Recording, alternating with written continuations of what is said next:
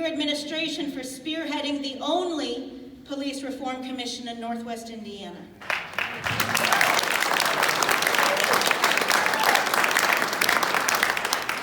We salute you for expressing support for the Commission's recommendations, and we commend you for acting to implement body cameras for the Gary Police as one of your first steps in fulfilling those recommendations.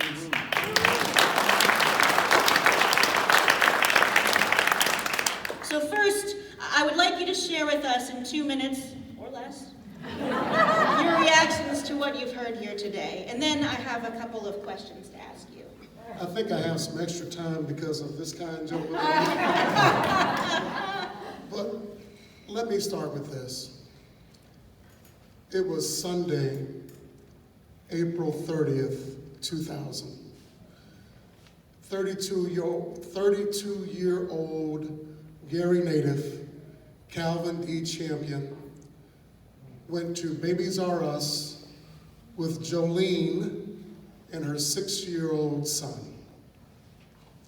Calvin had autism, he was nonverbal, and he had the mental capacity of a 5-year-old.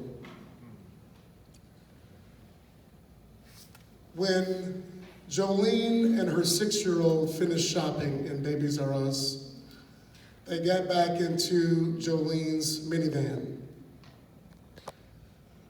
Jolene did not put on Calvin's safety belt. And if you know anyone with autism, routine is everything. Say that. That caused him to become agitated. And he gently patted on the 6-year-old boy's head, saying, "Do what you did to him, to me." This trained companion panicked and kicked Calvin out of the minivan. A 200-pound, 5'7" black man went into that Nashville Babies R Us, pacing back and forth, going through an episode. The police were called. The first police officer on the scene tried to communicate with this nonverbal man. He could not understand her commands. He could not follow her commands. He was fascinated with radios, though. So when she called for backup, he reached for the radio out of interest. When the backup arrived, she took the pepper spray out of her holster and pepper sprayed Calvin Champion.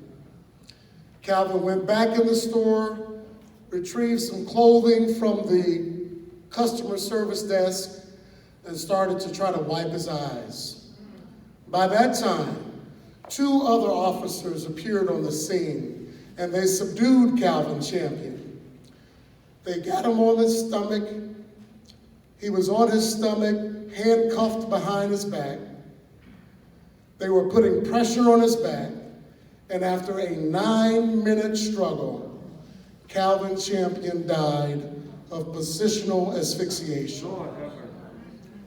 On April 30th, 2000, Calvin Champion deserved help, not handcuffs. All right. Okay. All right.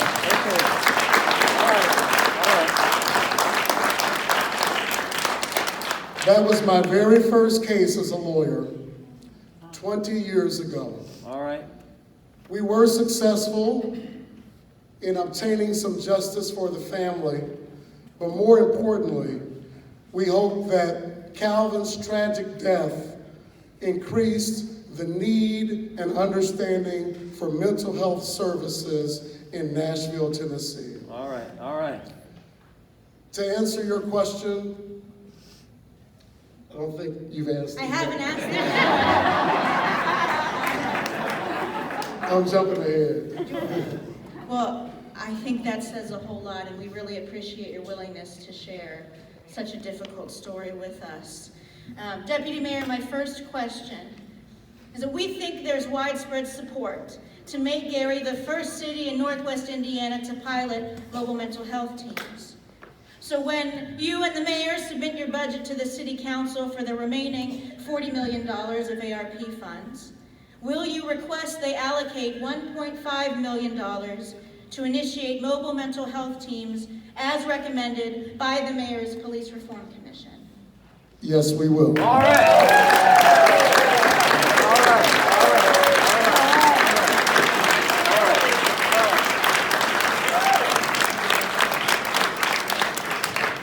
Couple of follow-up questions. Will you meet with us within the next 30 days as partners in the planning process? Yes, we will. All right. And finally, will a commitment to the GPRC recommendations be part of the criteria for choosing a new police chief for the city? Most definitely. All right.